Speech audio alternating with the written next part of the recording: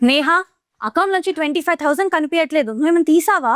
ఎందుకట్లా ప్రతిదానికి ఆగమవుతావు ఆర్య? అదొక ఇంపార్టెంట్ పని ఉంటే తీసి నాకు అంతే. ఆగమా? అవి నేను మన ట్రక్ ఇన్సూరెన్స్ కోసం అని పక్కన పెట్టిన డబ్బులు.